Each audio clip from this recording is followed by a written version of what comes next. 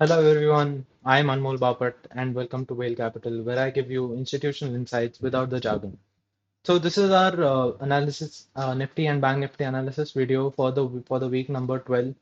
Uh, this ये जो मैं वीडियोस बनाता हूँ ये मेरा टेक है on the market on Nifty on bank Nifty और ये मैं मेरे इंफॉर्मेशन के लिए मैं लिख लेता हूँ एंड मुझे बोलने के लिए जो पॉइंट्स होते हैं वो मैं इसमें देख के बोलता हूँ।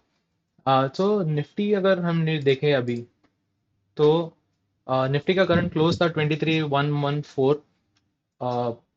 और ये क्लोज अभी निफ्टी अभी पिछले वीक में एक सबसे बड़ा इवेंट हुआ है कि जो एचडीएफसी बैंक है उनका जो चेयरमैन था चक्रवर्ती सर करके he left the bank and in the resignation letter he wrote that there has been ethical concerns regarding the bank and of certain practices which do not go in line with his own thinking. तो इसकी वजह से क्या हुआ है कि HDFC bank में बड़ा फॉल आया था और एचडीएफसी बैंक जो है वो निफ्टी एंड बैंक निफ्टी दोनों इंडेक्स में एक बड़ा शेयर होल्ड करता है as a percentage of all the shares in that index. तो जब भी ऐसा स्टॉक जो होता है जिसका बड़ा शेयर है वो जब गिरता है तो तो उसका ट्रिकल डाउन इफेक्ट क्या है कि निफ्टी और बैंक निफ्टी जो इंडेक्स है वो भी गिरते हैं। तो बड़ा जो एक रीजन था इन फॉल में ये था। आ, अभी अगर हम देखें कि निफ्टी और बैंक निफ्टी पिछले कई वीक से जो है वो ओवरसोल्ड जोन में ही है और आरएसआई हमको यही बताता है। अभी करंटली निफ्टी का आरएसआई भी 31.84 चल रहा है। But you can not rely on RSI only, क्योंकि आरएसआई कैसा है, आरएसआई कई टाइम से ओवरसोल्ड जोन में ही है और अगर तुम ये देख के अगर कोई बाइंग कॉल लोगे then that would be not wise, because RSI अभी पिछले 20 दिन से ओवरसोल्ड जोन में ही है, 30 के आसपास ही है। सो यहाँ पे अगर तुम बाय कर लेते तो बड़ा प्रॉब्लम हो जाता। So don't just believe in RSI, मतलब वो उसको एक सपोर्ट के लिए बस यूज करो कि तुम्हारे डिसीजन को कंफर्म करने के लिए। अभी निफ्टी का हम देखें तो नेक्स्ट जो सपोर्ट जोन है वो है अराउंड 23,000। बट एक बड़ा फॉल एक्सपेक्ट कर रहा हूँ मैं, वो जो आ सकता है वो है अराउंड 22,780 के आसपास in the coming few days. But यहाँ पे वो रहेगा नहीं, यहाँ से क्विक बाउंस बैक आएगा उसमें। और अगर अभी हम टेक्निकल एनालिसिस को प्योरली देखें तो स्टैटिस्टिकली स्पीकिंग अभी क्या हो सकता है कि यहाँ से जो करंट लेवल है वहीं से वो बाउंस बैक कर सकता है। और ये जोन में वो यहाँ पे वो कंसोलिडेट करेगा। This is true for Nifty and bank Nifty as well, because even with geopolitical situations वो वॉर भी चल रहा है।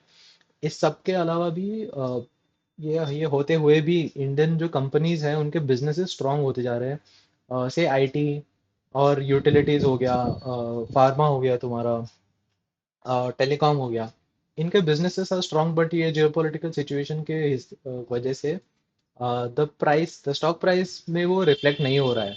So once that get settled इसमें एक क्विक मूव आ सकता है and India is a developing nation. So जो रुपी के बारे में जो आ रहा है कि ऑल टाइम लो पे टच हो गया है, सो डेवलपिंग नेशंस का जो प्राइस रहता है वो व्हेन कंपेयर टू डॉलर वो वीक होता है। It is a normal procedure. और ये सब डेवलपिंग कंट्रीज जब वो थे तब वो रिजर्व करेंसी के कंपैरिजन में नीचे होते हैं। So it is not a very big thing to, it is not something to worry about.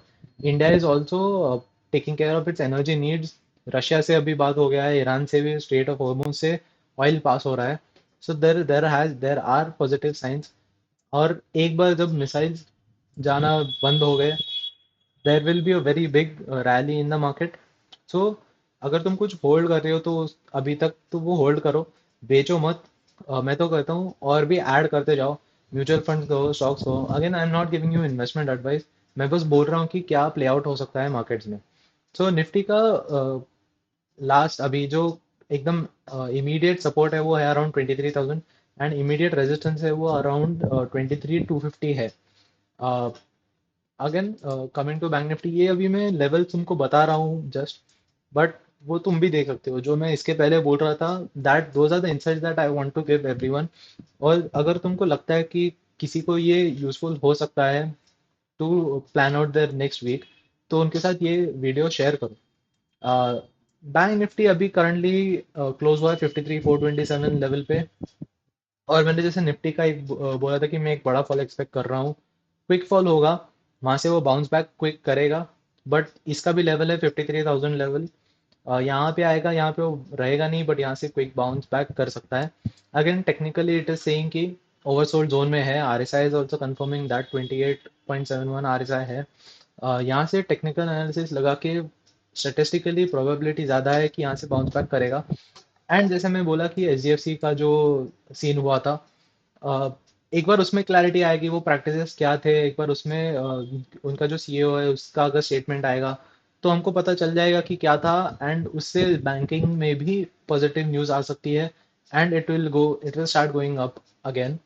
So this was my take on what has happened in the past week. If you like this video, please do share with people for whom this will be useful, and do like and subscribe to the channel. I am Anmol Bapat, and thank you for watching Whale Capital. Trade wisely.